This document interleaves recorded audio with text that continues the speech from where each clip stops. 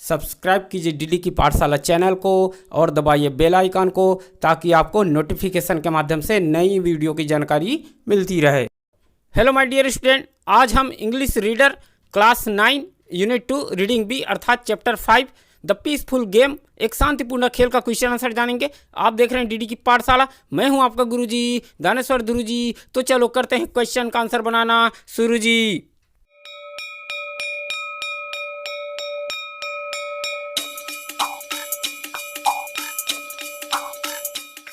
चलो आ जाओ भाई, class 9 reading be the peaceful game एक शांतिपूर्ण खेल का क्वेश्चन आंसर बनाना प्रारंभ करते हैं। कंप्रीहेंशन है, पहला क्वेश्चन दिया गया है आंसर द फॉलोइंग क्वेश्चंस और इसका पहला पॉइंट क्या दिया गया है, why do you think the poet calls the chess a peaceful game, do you accept his view, why not. अर्थात क्या तुम कवि के बातों से सहमत हो कि शतरंज एक शांतिपूर्ण खेल है?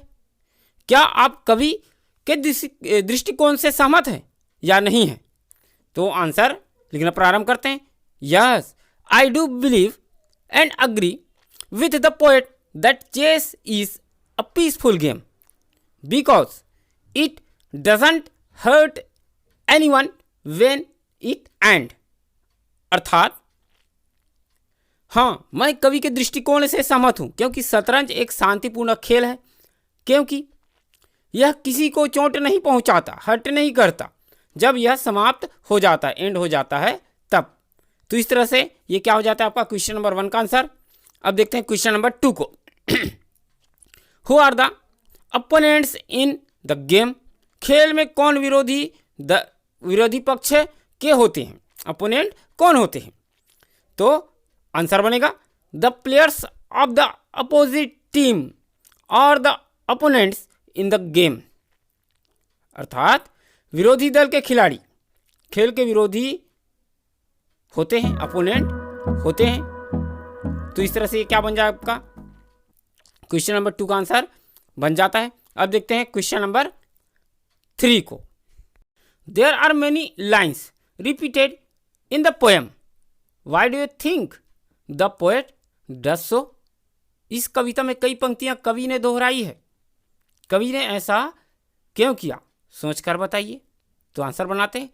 Many lines are repeated in the poem because the poet thinks that chess is a courteous game which is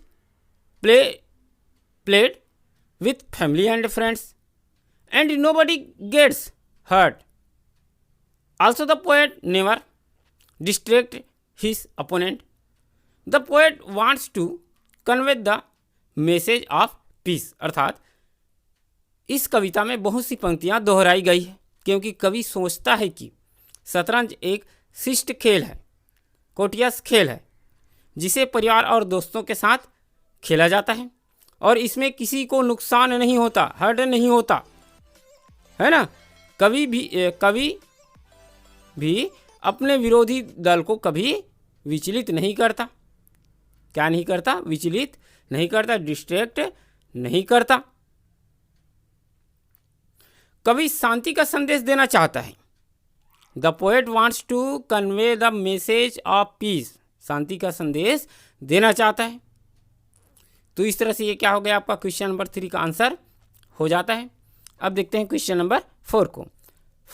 find from the poem 5 word which are used with their antonyms. अर्थात कविता में 5 शब्दों के माध्यम से विलोम शब्द खोजो, है ना। एंटोनिम्स, विलोम शब्द क्या खोजना है? 5 ठो लेना है जो कविता में प्रयुक्त हुआ है। तो देखो पहला बनाते हैं हम लोग स्टार्ट, और इसका क्या हो जाएगा? अपोजिट क्या हो जाएगा, है ना। एंटोनिम्स क्या हो जाएगा? एंड हो जाएगा, स्टार्ट का एंड। तो वैसे ही इनेमिस का हो जाएगा फ्रेंड्स, 2 हो गया। तीसरा देखते हैं जेंटल का हो जाएगा फाइट, 3 हुआ। चौथा देखते हैं नेवर, कभी नहीं, ऑलवेज, हमेशा, 4 हो गया। और 5वां ले लेते हैं पीस, शांति, और इसका हो जाएगा वार, तो इस तरह से ये क्या हो गया, 5 हो गया। और ले सकते हैं जैसे ऑन का ऑफ हो जाएगा। तो ये हो जाता है आपका क्वेश्चन नंबर 4 का आंसर। क्वेश्चन नंबर 5 को देखते हैं। Pick out the similes, metaphors, oxymorons and क्या है, alliteration used in the poem, अर्थात कविता में आए उपमा अर्थात सिमिलिस, रूपक मेटाफोर्स, विरोधाभास ऑक्सीमोरॉन्स और अनुप्रास अलंकार अर्थात एलिट्रेशन, अनुप्रास अलंकार। तो इसको क्या करना है, लिखना है, पिक आउट करना है। किस में आए हैं, आपके कविता में आए हैं उसको। तो आंसर बनाना प्रारंभ करते हैं। तो सबसे पहले हम लोग लिखते हैं सिमिलिस को अर्थात उपमा को, है ना। तो ये बन जाएगा, देखो, I don't want to act like a pest, ये क्या हो जाएगा, इट्स मोर लाइक अ वार और अ फाइट, अर्थात मैं कीट की तरह काम नहीं करना चाहता, ये पहला लाइन का हो जाएगा। युद्ध, यह युद्ध या लड़ाई की तरह है ना, इट्स मोर लाइक अ वार और अ फाइट, ये वाला, यह युद्ध या लड़ाई की तरह है। तो ये जो है दो विपरीत वस्तुओं या भावनाओं के बीच की तुलना हो रही है, इसमें दो विपरीत वस्तुओं या भावनाओं के बीच तुलना हो रहा है, ठीक है। सेकंड बनाते हैं मेटाफोर्स का। अब मेटाफोर्स का उपयोग कहाँ पर करना है, दो विपरीत वस्तुओं या भावनाओं के साथ तुलना किए बिना, दो विपरीत वस्तुओं या भावनाओं के साथ तुलना किए बिना दो विपरीत वस्तुओं या भावनाओं के बीच तुलना करेंगे, तब ये क्या कहलाएगा, रूपक। देखो उदाहरण बताते हैं। सिकंदर लड़ाई में शेर थी, सिकंदर शेर नहीं था लेकिन लड़ाई में शेर थे, शेर के समान थे। तो इस तरह से रूपक है ना। देखते हैं कैसा बनेगा।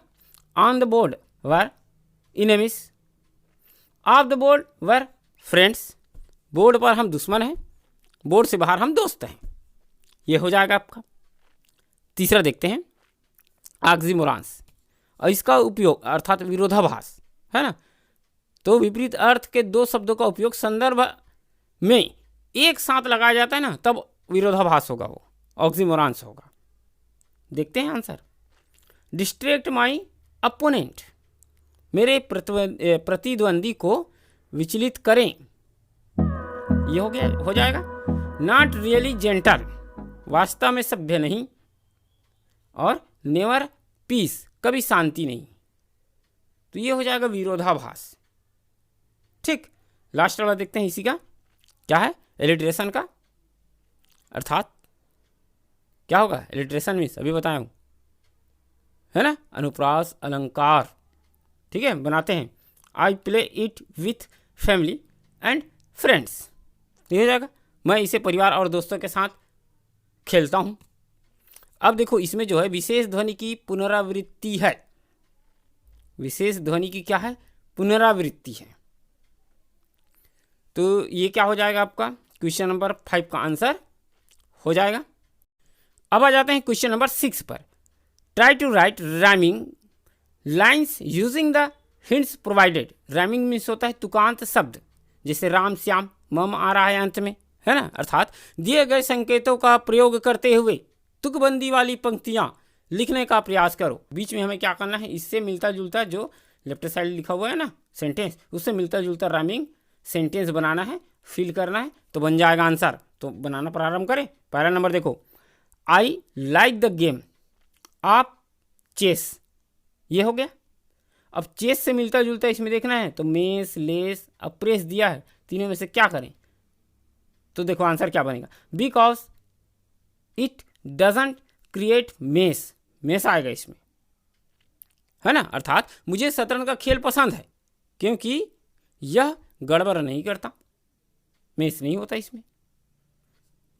सेकंड देखते हैं, I play it with family, तो फैमिली से मिला जुला, तो यहाँ पर देखो सिली, बली और जेली दिया है, तो बनेगा, देखो कैसा बनेगा, डोंट डू बली, हाँ ये बन जाएगा, ठीक है, अर्थात मैं इसे परिवार के साथ खेलता हूँ, धमकाया मत करो, बली मीन्स धमकाना, ठीक है, ये हो जाएगा। तीसरा देखते हैं, we play day and night, अब नाइट से मिलता जुलता आना चाहिए, तीन ऑप्शन दिया है, लाइट, फाइट और वाइट।